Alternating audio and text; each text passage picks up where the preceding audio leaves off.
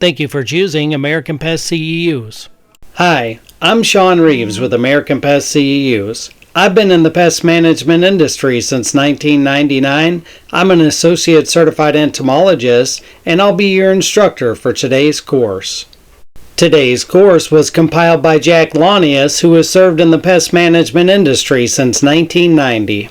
Inspections for wildlife control. Site and damage inspection. Wildlife management is more than preserving and supporting animal populations. It also involves addressing situations where animals conflict with people or other species. Effective wildlife damage management, WDM, begins with identifying and quantifying damage and locating the animals causing it. Recognizing wildlife damage is a crucial skill in resolving these conflicts. While sometimes straightforward, many cases require careful investigation. A comprehensive site inspection lays the groundwork for successful strategies to mitigate structural and property damage caused by wildlife. This course focuses on inspecting homes and small outbuildings. Inspections related to agricultural damage follow similar principles, focusing on protecting crops and livestock from wildlife impacts. When addressing a complaint, investigate thoroughly to pinpoint the species involved, the type of damage, and its extent. Animals are often drawn to properties by food, water, or shelter. Removing these attractants and excluding wildlife can often resolve conflicts effectively. And there's some key points there. Obviously, because of the fact that animals are drawn to properties by food, water, and shelter, we don't need to just be looking for what type of animals are there, what type of damage they're causing. We really need to focus on finding the food, water, and shelter provided and see what we can do to reduce that. Now, you can't always reduce that, and we understand that concept, but the reality is when you do these inspections, the more you find the food, water, and shelter, the more you either modify the habitat or restrict access to these areas, the better the chances are you're going to have a good long-term solution for controlling wildlife in an area. Wildlife management often involves protecting, enhancing, and nurturing wildlife populations and their habitats to support their well-being. However, some species may occasionally require management actions to reduce conflicts with humans or other wildlife.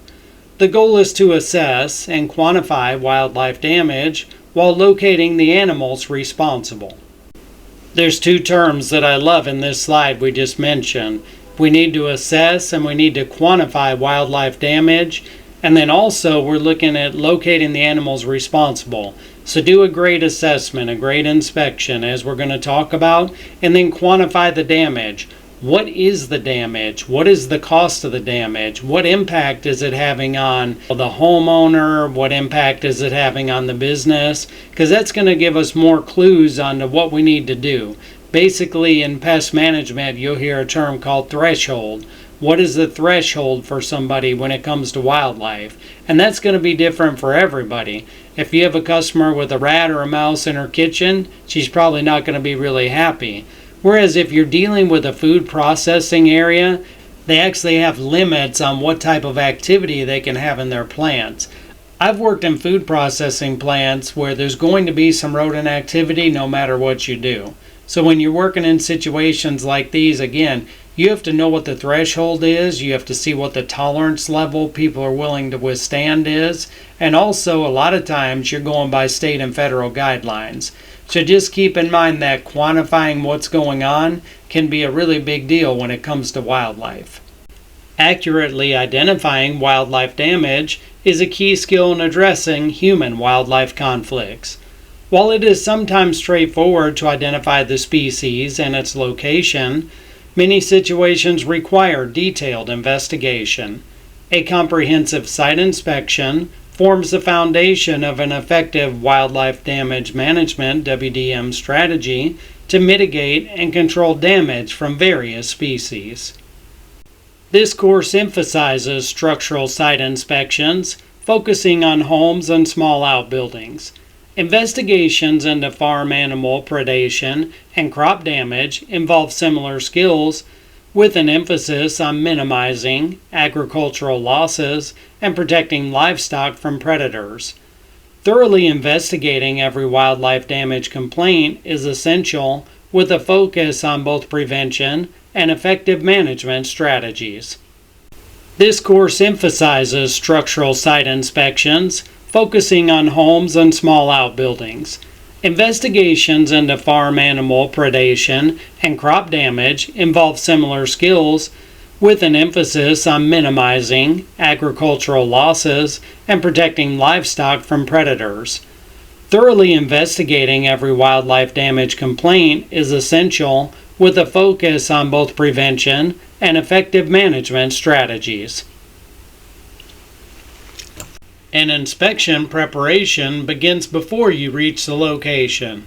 Collect as much information as possible from the initial call without overburdening the client. Ask if they have seen the suspected animal, or have they heard noises. What time of day does it usually occur? Is it in the attic, walls, exterior, lawn, or somewhere else? The point being made here is that we can ascertain a lot of information from our clients before we ever even get to the property. And even when I get there, I like to do an interview to ask them a lot of leading questions. This is going to help me on my inspection. Where do I need to clue in on? What have they heard?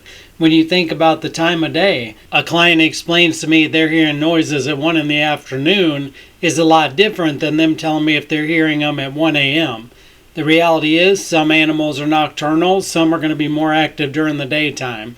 So we want to use these clues from the customer to help us do the best inspection possible. Doesn't mean we don't inspect everywhere, it just means they're giving us some clues as to what we need to be looking for. If attic or crawl space access is going to be necessary, ask the client to remove anything that could block access. If the attic access is in a closet, it is best to have them remove the clothing. If there is shelves above the closet rod, ask that the shelves be emptied. What we're detailing here is the fact that you do need to be able to access areas, but you really don't want to be the person taking down people's clothes, clearing off shelves. Obviously, you could break something, you could damage something. Let's get our clients to work hand in hand with us to clear the areas so that we can do a good inspection. And this is something I really enjoy, asking these pre-inspection questions. Let's take a look at the list. 1. What is the nature of the problem? 2. Does the client know what animal is causing the problem? 3. How long has the problem been occurring? 4. How severe is the problem? 5. Where is the problem? Is it in the attic, yard, basement, or wall? 6. Can the problem be observed from the ground, or will a ladder be needed? 7. What time of day does the problem occur? 8. Did the problem start with bad weather?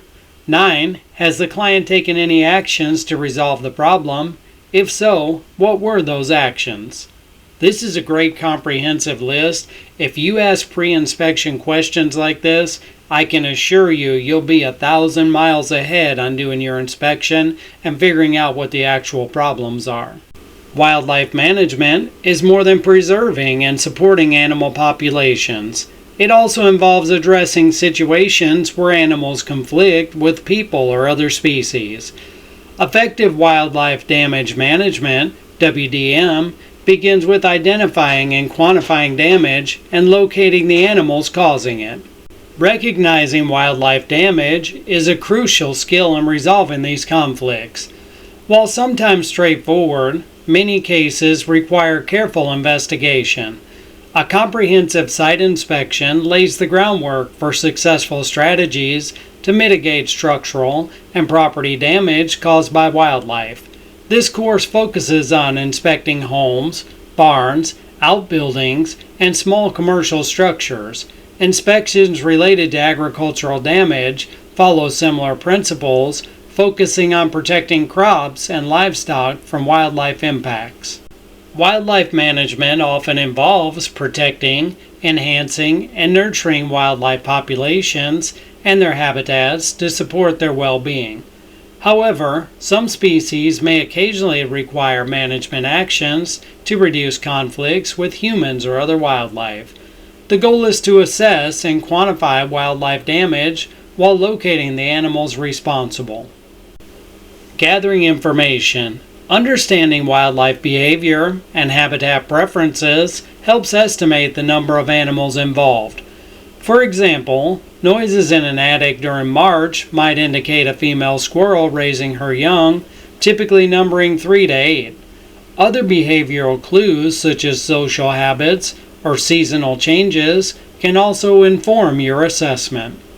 I just want to make a couple points here.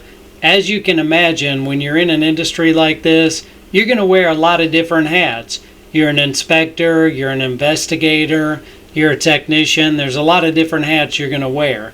But I do want you to understand that investigator role, that inspector role, that's very important up front. So you got to understand how to do these inspections, how to take the clues you get from your customers, things like that. But also, you've got to understand the habits of the animals you're looking at. Animals are even smarter than insects. I grew up in pest control from the time I was 19 years old, so I was around pest control forever. When I started looking at wildlife, one thing I figured out was animals have bigger brains. They're a lot smarter than ants or spiders or roaches. So just keep in mind, it's not just being a good inspector, a good investigator. Also, you have to be a good technician in as much as you have to be able to go, you have to understand what you're looking for, the habits of the different animals, and then obviously as time goes on, you're going to figure out how to solve the problem. Key considerations include social behavior. Are the animals solitary or communal? Activity levels. Are signs fresh, or does the issue seem long-standing? Environmental context. How does the property's size or location affect the presence of wildlife?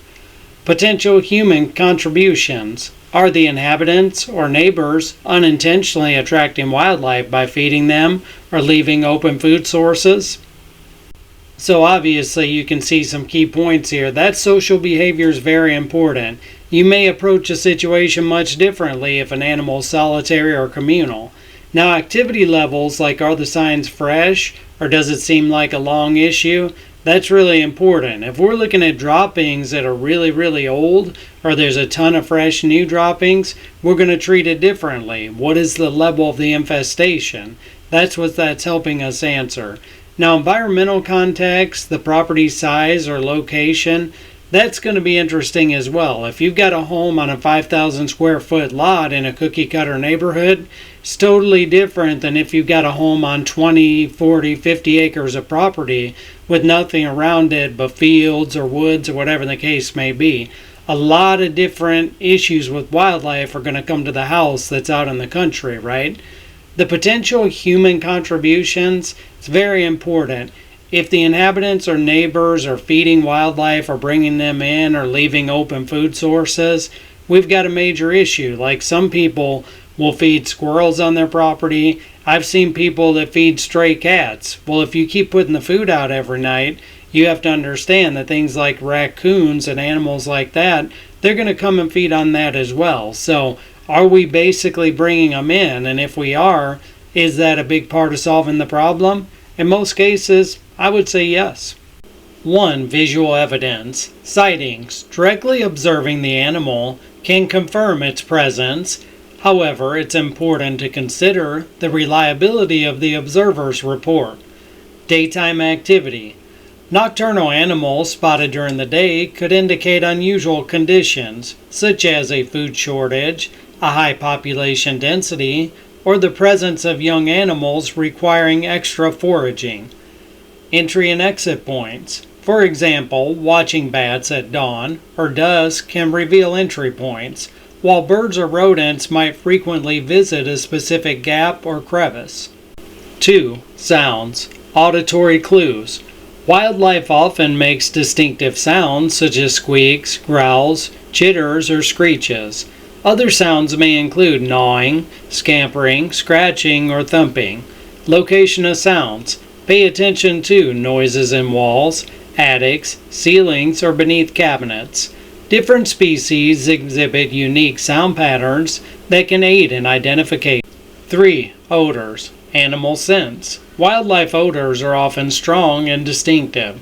For example, Rats and mice are going to have musky smells from droppings, urine, or nesting materials. Skunks, easily recognizable scent from defensive sprays. Raccoons and woodchucks, specific den odors are the smell of their body oils.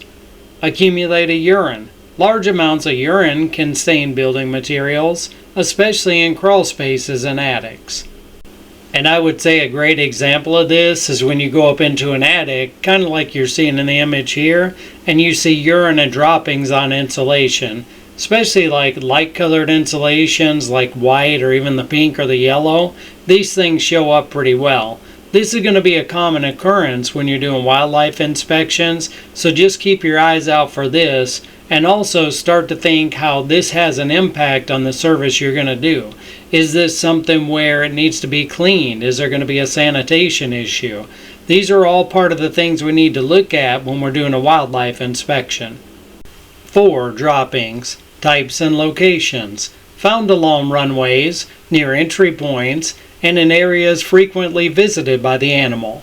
Fresh droppings are typically shiny and moist, whereas older ones are dry, brittle, and lighter in color. Species identification.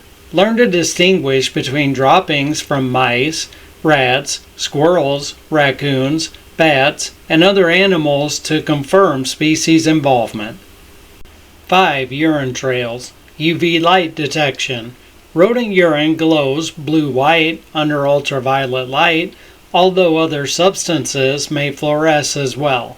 Familiarity with common patterns will reduce misinterpretation. Discoloration. Look for stains or streaks caused by consistent urination in specific areas. 6. Nest and food caches. Nesting behavior. Birds, rodents, and other small animals often create nests in attics, garages, basements, or walls using insulation, fabric, or plant material. Squirrels may use leaves, twigs, and bark for their nest, while mice and rats often shred paper or cloth. Food storage. Rodents and some larger animals store food like nuts, seeds, or pet food in hidden areas, which can signal their presence. I recently had a client that was putting out dry dog food for her dog every night. For some reason, her dog liked to eat in the middle of the night instead of during the day. But every night the dog food was disappearing. She couldn't figure out where it was going, but she kept noticing she was hearing scratching sounds in her ceiling between her first and second floor of her home. It was a 2-story home. So we went out there, we were trying to figure it out. There was some droppings. We knew she had a rat problem. We ended up cutting into her ceiling with her permission, and we found all this stored dog food up there. It's important to keep in mind that rodents will store up food like this, and it can make it that much harder or even take that much longer to solve the issue if you don't find these storage areas. 7. Entry points. Structural damage. Holes, cracks, loose siding, or gnawed openings are common access points. Look for recently created entryways or older ones that show signs of regular use. Size and location. The size of the opening can indicate the species, e.g. small holes for mice, larger ones for raccoons.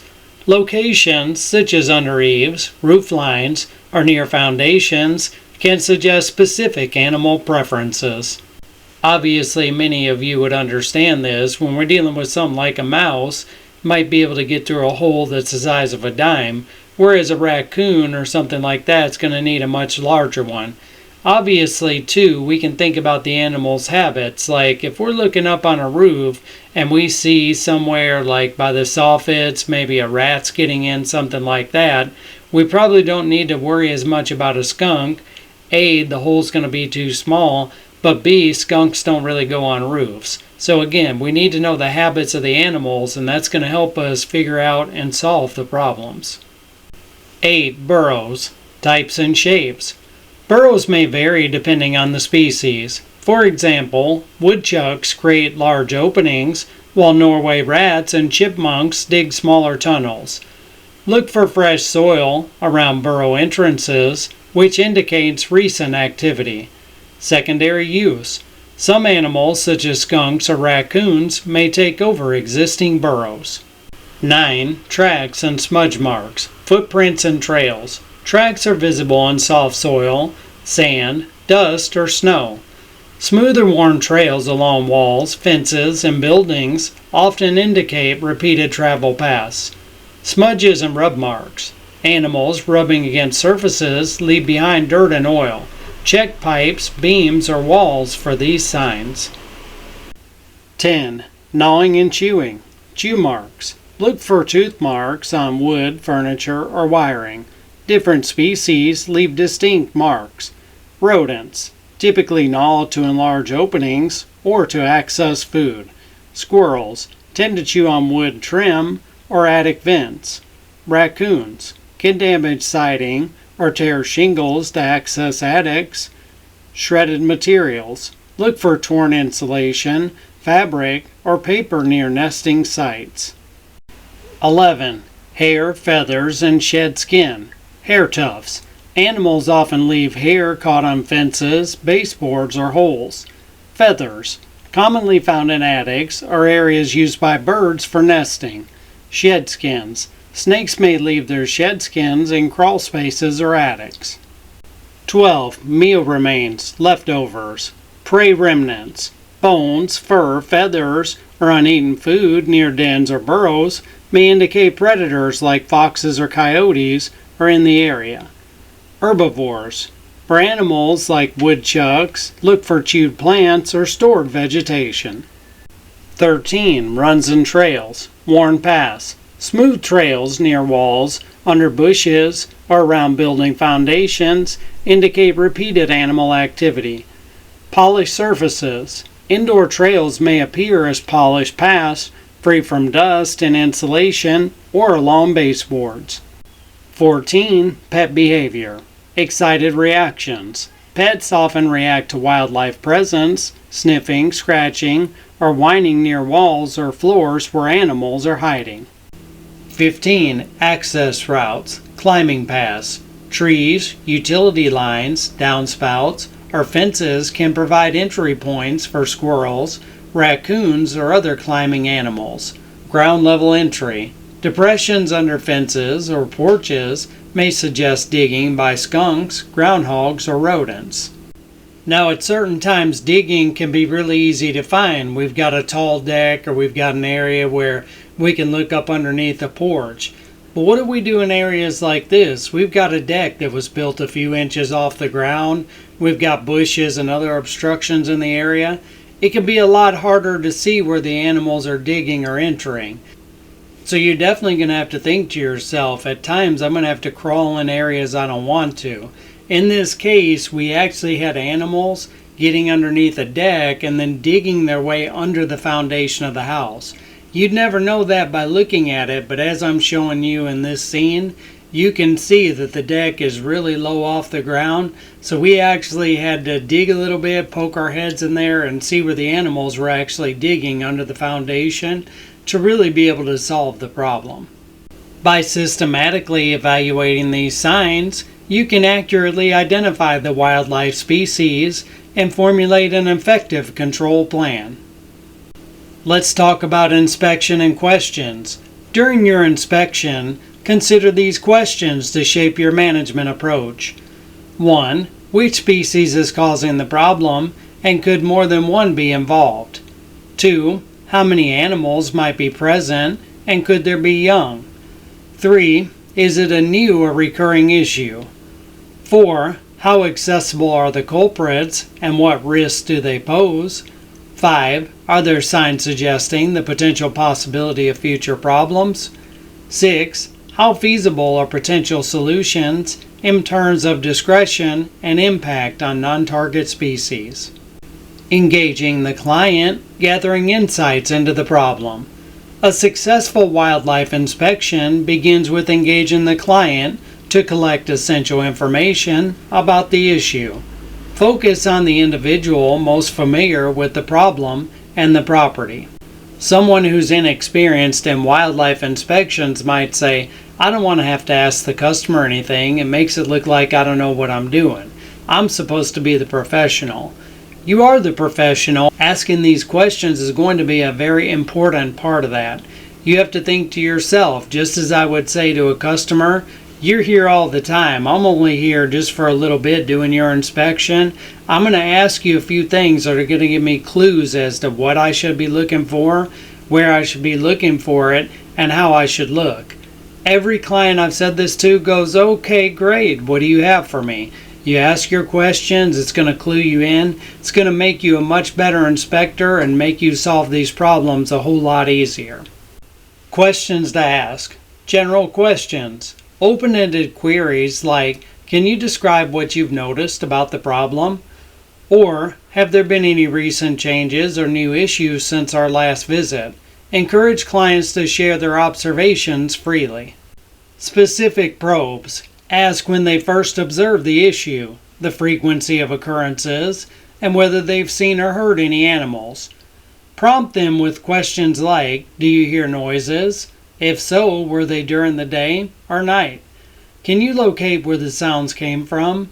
For example, distinguish between mechanical noises, like a loose fan, and animal activity.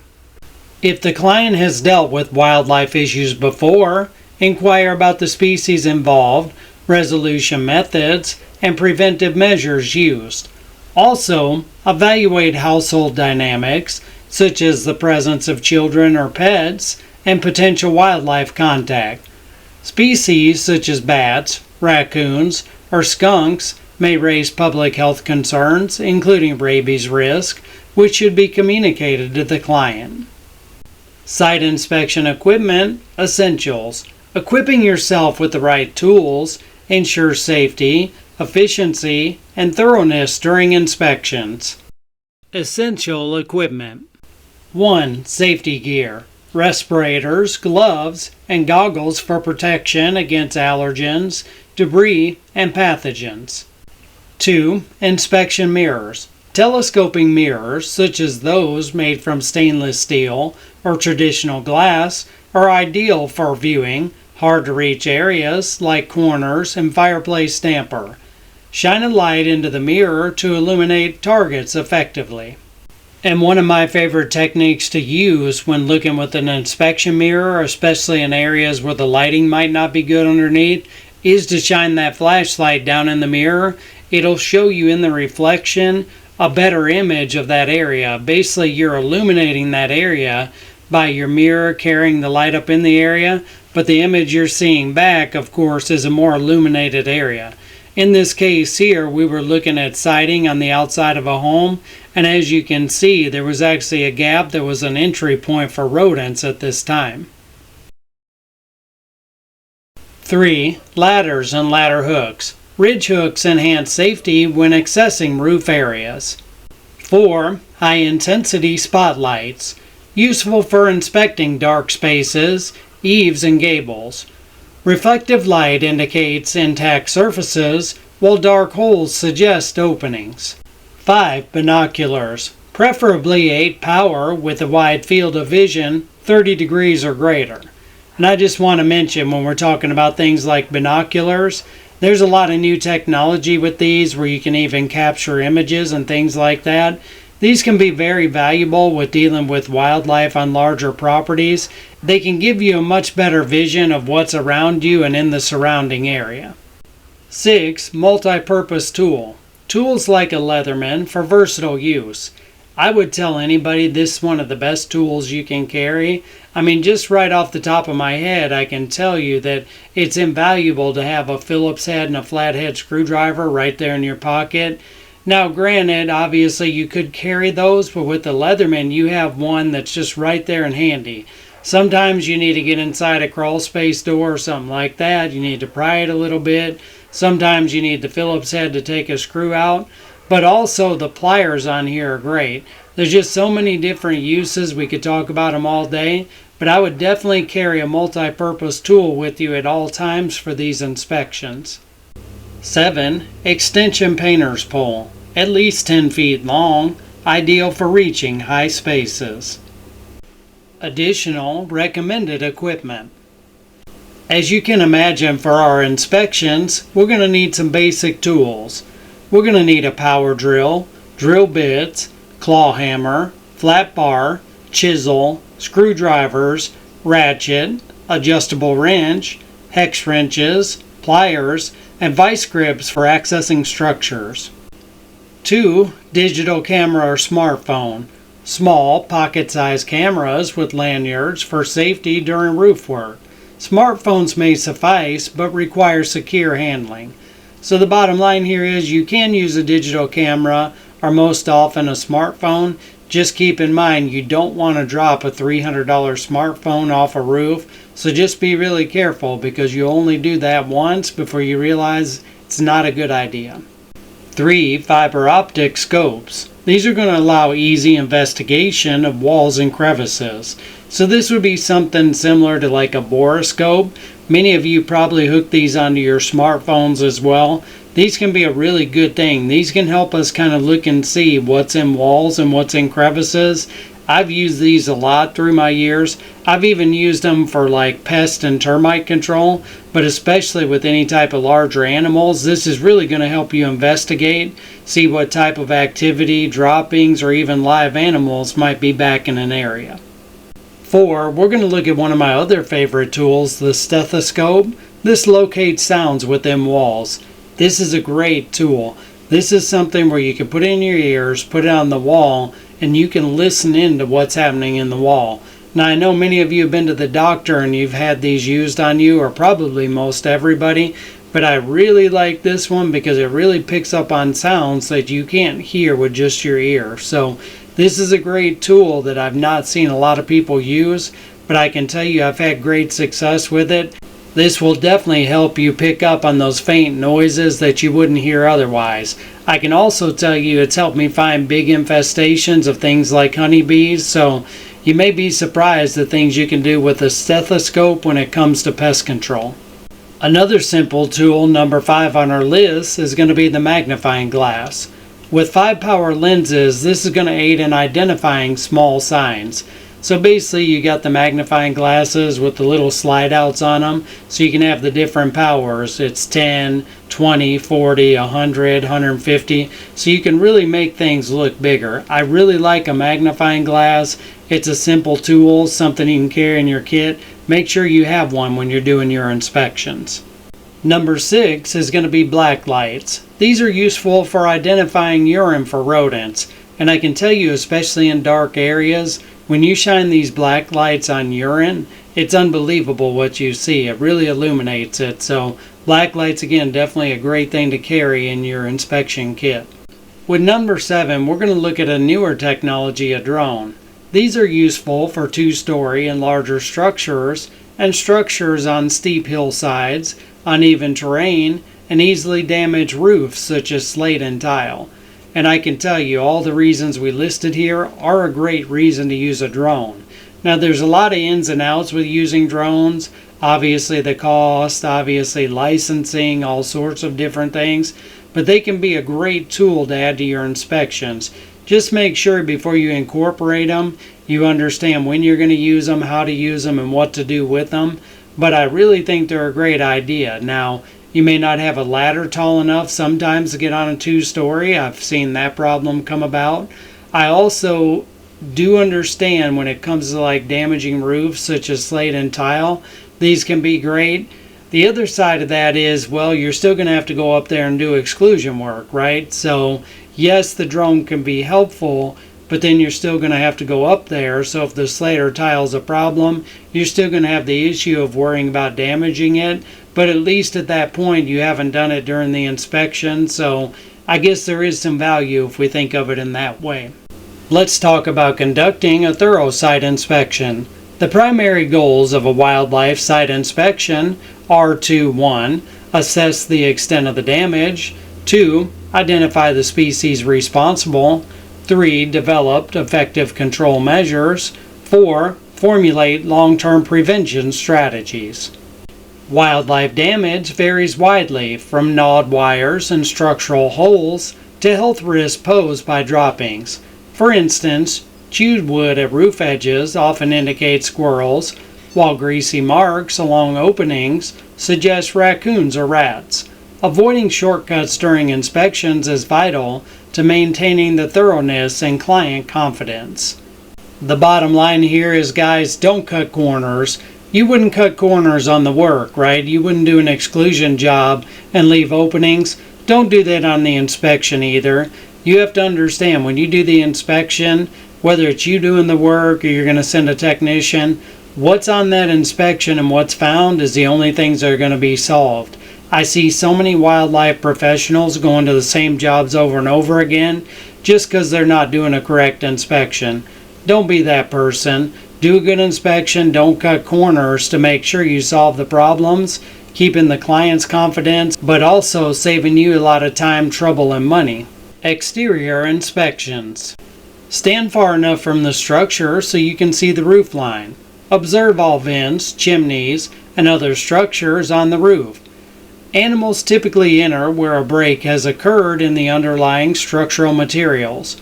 For example, squirrels are more likely to chew at the junction of two boards than in the middle of a single board. We're going to need to look at the gutter line. If you can see the fascia board behind it, the gutter inspection is simple. Otherwise, try to inspect it from below. Use binoculars or a drone if necessary.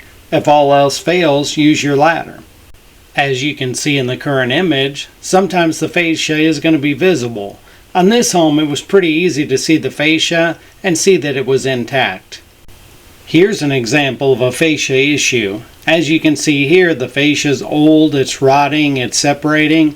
We've got a pretty big issue there with the fascia. Although, while you're looking at the fascia, don't be deceived. Look underneath. Look at the soffit vent. As you can see, there's a small portion of it, but the rest of it's missing. How would you handle a situation like this? One thing's for sure, it definitely has to go on your inspection report. Then you've got to decide how you're going to handle it, because unless you're into doing soffit vents, you got a major problem on your hands here, and these are the things you definitely want to note on your inspection report. One last note on this slide is you got to decide what the scope of work is, but also, is it something we do as a company? I'm using the slide with the soffit vent as a case in point.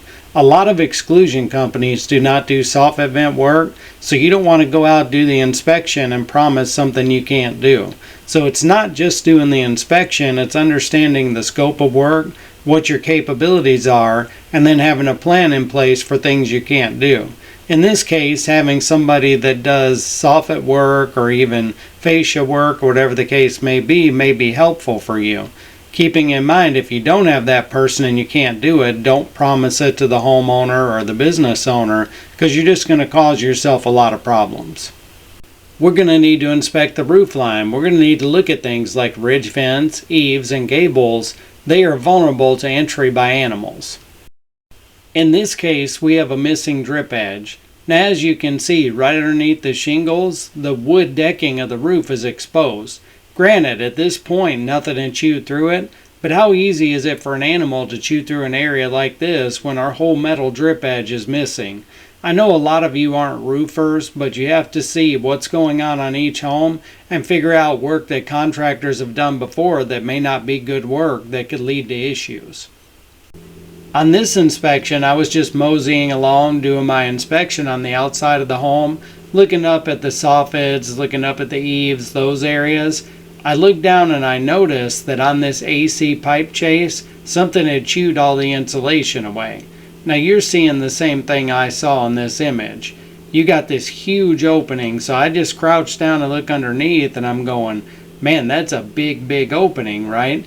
So the reality is that you're looking up, but you also may need to look down. It's not always the case where looking at one area is going to be a full inspection. Sometimes I even like to inspect a home by looking down, doing the bottom inspection, then looking up at the higher things, because it can be hard to move your eyes all the way from like those soffits, fascia, and eave areas back down to the bottom base. But this is very easily missed. I can tell you, a lot of technicians and inspectors I've seen through the years can miss an area like this. As you can already imagine, when I went up in this attic, there was a ton of droppings everywhere, and rats had pretty much taken over this attic because they had this superhighway right up into the house. One more quick note on this, and this happens to be another AC pipe chase, but in this case somebody had tried to do some exclusion work with hardware cloth at some point. When I got there, I was kind of looking at it pretty close, and I noticed that I could get a pin right up in that area. The further I went up in there, the more I saw the hole was big enough for rats to get in. So once again, just using another case in point, just because work has been done previously doesn't mean it was done correctly, or it doesn't mean it hasn't settled or hasn't moved, somebody hasn't changed something on the house. So don't take for granted just because somebody did some exclusion work before that it's still good. Inspect that area again. If I had walked away from this area, I never would have solved the problem with this home because actually the rodents were going right up the AC pipe chase. We're going to need to check vents. Animals will often enter the home through vents or use them as shelter for dens or nests. Believe it or not, right next to the AC pipe chase, we also found these openings where there was pipe penetrations coming into the home. Again, a nice little simple thing, actually has a simple fix, but the reality is you have to think about anything that would penetrate that home, the foundation, whatever the case may be. You need to make sure you find these and add these to your inspection report. Sometimes an issue is pretty easy to see. As you can see here, we were inspecting this home and we noticed that it had missing shingles. Now there had been a hurricane in the area, so this was something that was pretty common, but anybody could see this even from the ground. So keep in mind, sometimes the issues are pretty easy to see like this. A storm came, it ripped off the shingles. Now we've got our underlayment showing. Obviously, as it rains, that roof's going to get wet, the decking's going to get wet. It's going to be a lot more attractive to wildlife. But once again, think to yourself, is this something your company can solve? How many of you are roofers? Probably not many of you, and that's why I'm saying you need some other tradespeople that can help you out in scenarios like this. Here you're seeing one of the toughest scenarios I run into. Now we have done some exclusion work on this already, but this was basically a pan metal roof built underneath the main roof of the home. So there was about a 3-inch gap between the two. The problem was that the soffit vents were underneath. They were the old wood soffits that had some screening. It was totally shot, which I found by doing an inspection, kind of putting my mirrors underneath there. But the reality was you couldn't fix those soffit vents. There was no way to get anything in there. This awning, if you will, had been built later on. So the reality was I had two things. Number one, I have to add this to my inspection report. Number two, I put on my inspection report that there was no way to access this area and you cannot walk on that pan metal roof. It basically doesn't have any support. As soon as you walk on it, you're going down and you're going through. So keep in mind when you're building your inspection reports, areas like this are a major problem. And again, that scope of work was really tough on this. It took about 2 days to handle this 20-foot section and all the other exclusion work here. But I can tell you it was about a day and a half just handling this area alone. Here's another entry point I commonly run into. This would be a roof return. So obviously here we've got two sections of roof where they meet. You've got the soffit vent going right up against the shingles. But as you can see, that soffit vent, it's not really solid. Soffit vent can be pushed up by any type of wildlife. In this case, it was actually roof rats. But at the end of the day, you can see we stuck a highlighter in there, like a magic marker, the thicker ones, just to show the fact that animals, rats, any type of wildlife can just push their way right up underneath there. So again, this is just another one of those things that definitely need to be on our inspection reports.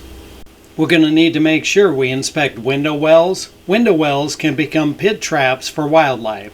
So once again, wildlife coming by can actually fall down in these areas. And because the sides are smooth on the inside, they have no way out. So it could be pretty common for wildlife to get trapped in these areas. Let's look at chimney inspection and animal removal. Inspection process. 1. Inspect flues from the top. Use caution with ladders. Avoid placing your weight on potentially unstable chimneys. Shine a light down the flue, looking for broken cobwebs, smudge marks, or animal eyes. Listen for sounds of movement. 2. If findings are inconclusive, inspect from the damper. Essential tools: respirator, gloves, eye protection, flashlight, drop cloth, propane torch, lighter, inspection mirror, hand net, snake tongs, trash bag, and a cage trap. Seal off the house, including closet doors, and ask the client to remove valuable and fragile items from the room. 3. Inspect carefully. Spread a drop cloth and wear safety equipment. Use a propane torch to create an updraft, but keep the flame at least 1 foot from the damper. Open the damper slightly, about 1 inch, looking and listening for movement. Common signs include squirrels, chirr or bark sounds, raccoons, chatter, birds, fluttering, general scratching noises. If you are still unsure, open the damper enough so you have enough room to use your mirror to look behind the damper and up the flue. You should be able to determine what animal is if one is present. 1. Identify and remove animals. Birds. If it is any bird other than a chimney swift, it will need to be rescued. Use your gloved hands or a net. Be careful of raptor claws. Squirrels. Open the flue all the way. Place a baited trap inside the fireplace and seal it off to prevent escape. Raccoons. Secure the mother and remove young using gloved hands, often requiring damper removal. The chimney swift is a neotropical migratory bird protected by the Migratory Bird Treaty Act (MBTA). Thus, harassing, injuring, or killing swifts, their eggs, and their nest is illegal. Chimney swifts arrive in the U.S. in March or April to breed and roost, and then depart in August or September for South America's upper Amazon basin of Peru, Ecuador, Chile, and Brazil, where they like to spend the winter. Interior inspections. Detailed inspections of interior spaces, such as attics, crawl spaces, and basements, are crucial for identifying signs of wildlife activity. Attic inspections. 1. Wear PPE and ensure safe attic access. 2. Use a spotlight or strong flashlight to inspect. Eave lines and vent screens for damage or holes.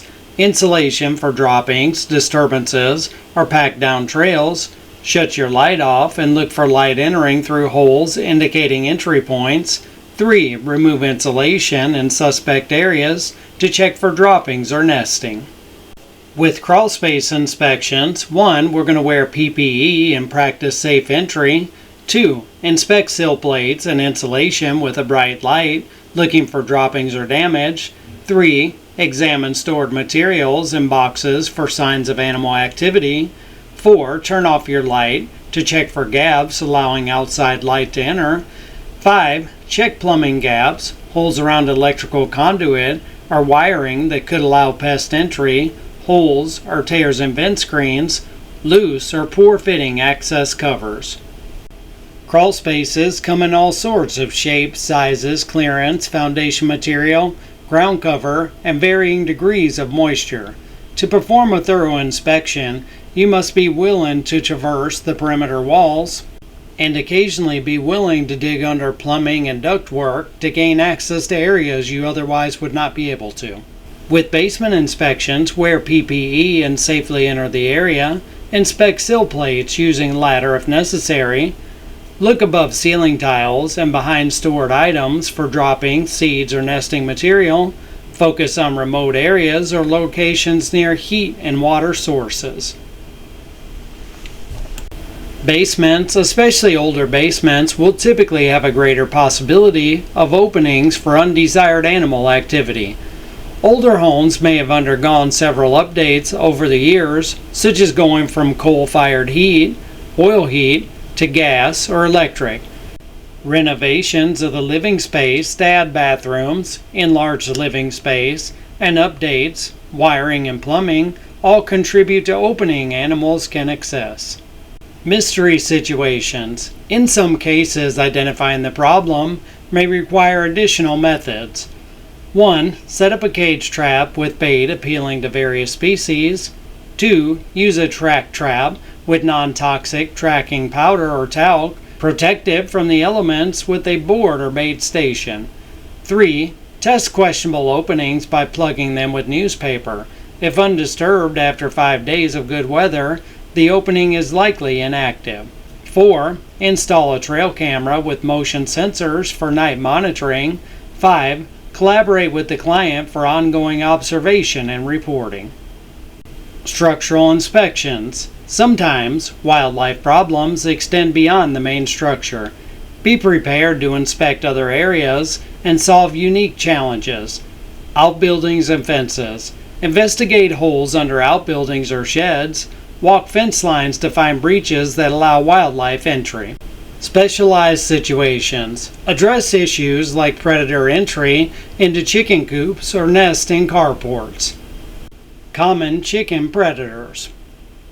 Raccoons. Raccoons are among the most frequent predators of chickens found in both urban and rural areas. Despite their charming appearance, they pose a serious threat with their sharp teeth and claws. Raccoons typically strike at night, often decapitating chickens and leaving their body behind, targeting the crop specifically. Coyotes. If chickens vanish from the coop, coyotes might be the culprits. They take the entire bird and consume it away from the coop. Their attacks generally occur during nighttime hours. Foxes. Known for their cunning nature, foxes are stealthy predators. They often remove chickens from the coop area to eat elsewhere, leaving minimal evidence beyond a few feathers. While foxes mainly hunt at night, they may also target free-range chickens during the day in rural regions. Minks. Despite their small size, minks are formidable predators. They often kill multiple chickens at once without consuming them. If you discover several dead chickens in or near the coop, a mink might be responsible. These animals can squeeze through small gaps, so look for tiny droppings as evidence. Weasels. Closely related to minks, weasels are also prolific chicken killers. They frequently bite at the back of the head or neck and may decapitate their prey, sometimes piling up carcasses for later consumption. Male weasels leave a strong odor, which can help identify their presence. Skunks. Skunks may target both chickens and their eggs, preferring younger birds.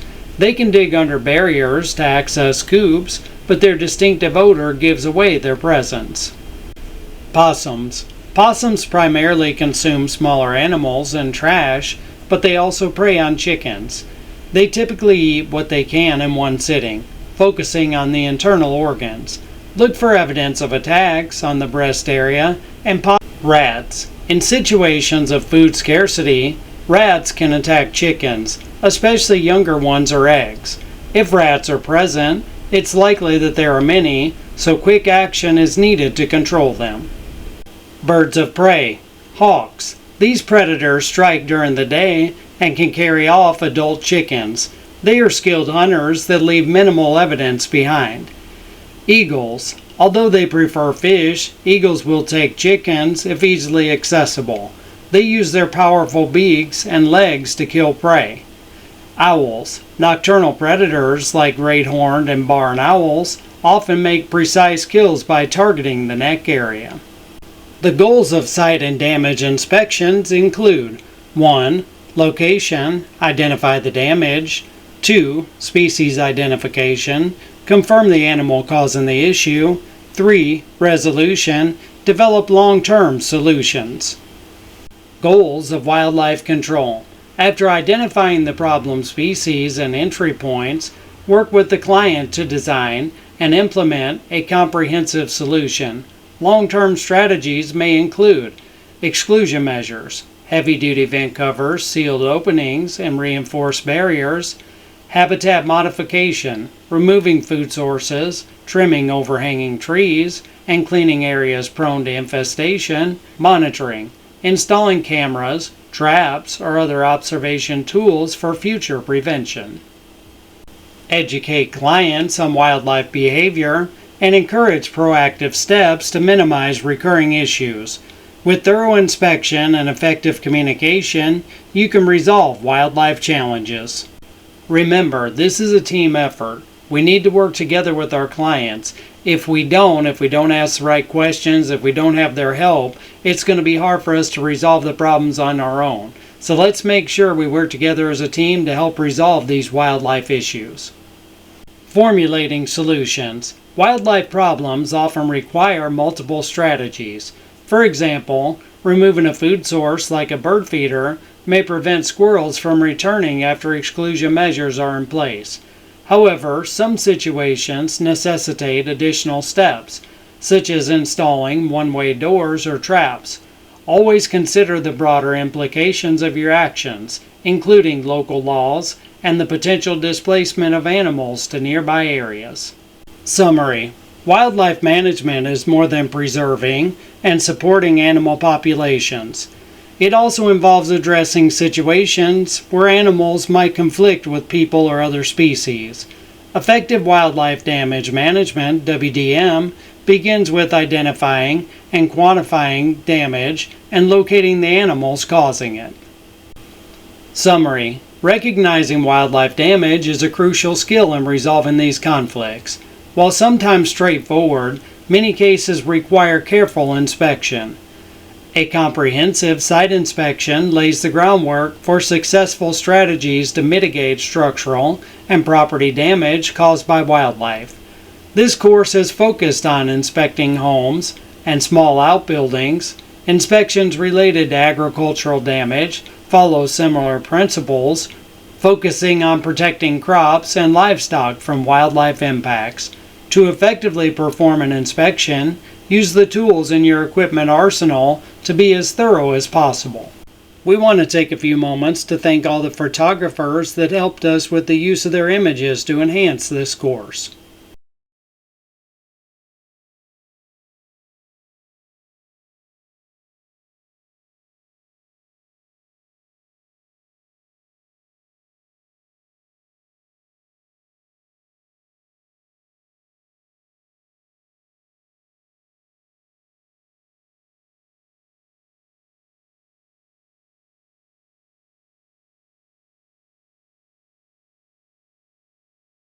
Thank you for choosing us. We would appreciate any comments you may have about the course. Please send us an email to pestceus@gmail.com. You are now ready to proceed to the exam. Once completed, you will receive your certificate.